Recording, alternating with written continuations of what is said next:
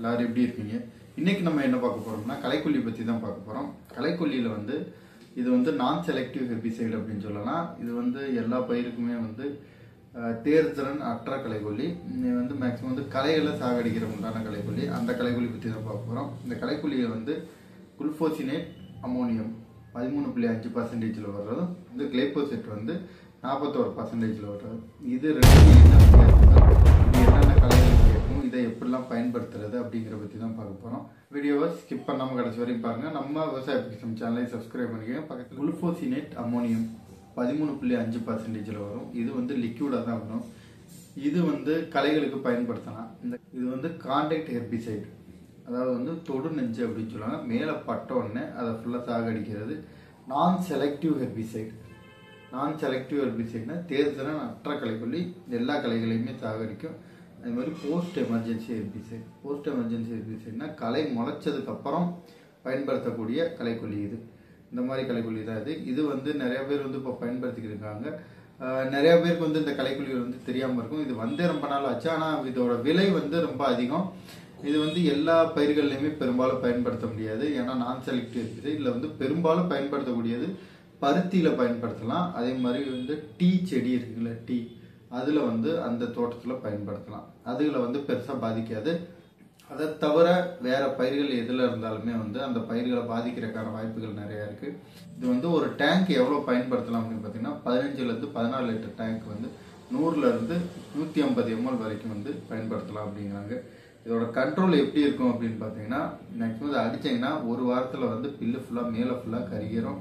முளைக்கிறதும் பார்த்தீங்கன்னா ரொம்ப நாள் வரைக்கும் கண்ட்ரோல் இருக்குமா அப்படிங்கிற மினிமம் ஒரு 45 to 50 நாள் வரைக்கும் கண்ட்ரோல் இருக்கும். பெரிய அளவில் பில்லை முளைக்க விடாது.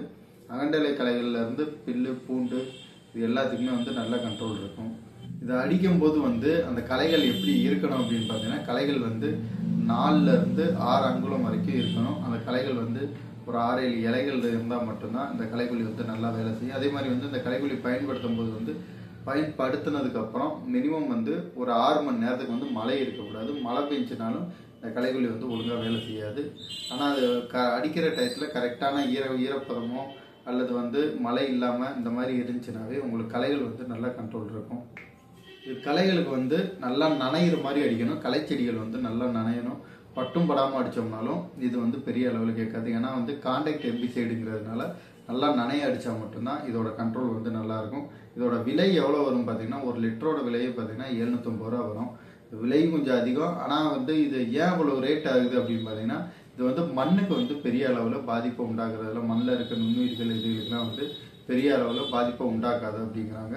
அது எந்த அளவில் உண்மை அப்படின்னு தெரியல. அவங்க களைக்கொல்லி எடுத்தாலுமே எங்கள் இது பெருசாக மண்ணை பாதிக்காது, பூச்சியை பாதிக்காது, புழுவை பாதிக்காது அப்படிம்பாங்க. ஆனால் அதை அந்த அளவுக்கு நம்புற மாதிரி இல்லை. ஓரளவுக்கு இது மண்ணுக்கு பெரிய அளவில் பாதிப்பை உண்டாக்காது அப்படிங்கிறாங்க. அது வேணால் கொஞ்சம் ஏற்றுக்கலாம். அடுத்தது கிளைபோசேட் 41% உள்ளது. இது நான் செலக்டிவ் ஹெர்பிசைடு, சிஸ்டமிக் ஹெர்பிசைடு. ஊடுருவி போய் உள்ள வரையும் வேர் வரையும் சாகடிக்கிறது. அடுத்தது இது போஸ்ட் எமர்ஜென்சி ஹெர்பிசைடு, களை முளைச்சதுக்கப்புறம் அடிக்கக்கூடிய களைக்கொல்லி.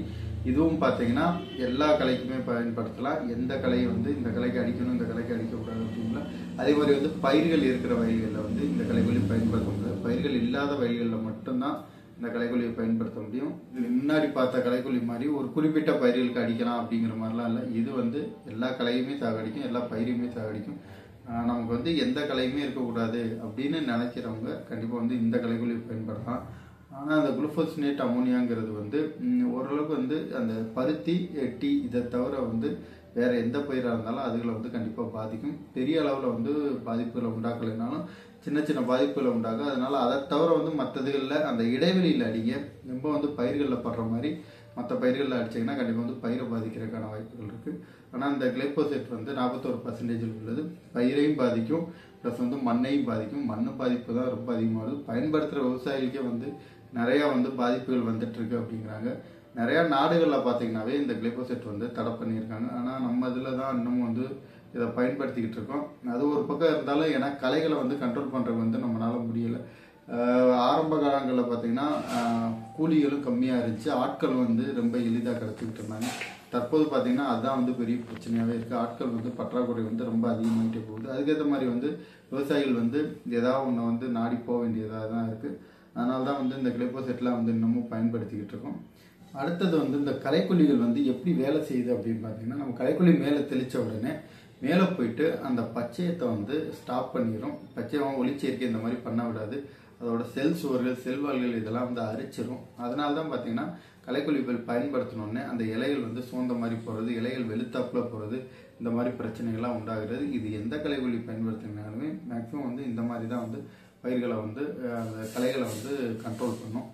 சரி விவசாயிகளே, நான் சொன்ன தகவல் உங்களுக்கு பயனுள்ளதாக இருக்குன்னு நம்புகிறேன். நம்ம விவசாய பிக்சம் சேனலை சப்ஸ்கிரைப் பண்ணிக்கோங்க. பக்கத்தில் இருக்க பெல் ஐக்கானை கிளிக் பண்ணிக்கோங்க. இதில் உங்களுக்கு வேறு ஏதாவது சந்தேகங்கள் இருந்தாலும் கமெண்ட் பாக்ஸில் கமெண்ட் பண்ணுங்கள். நன்றி விவசாயிகளே, வாழ்க தமிழ்.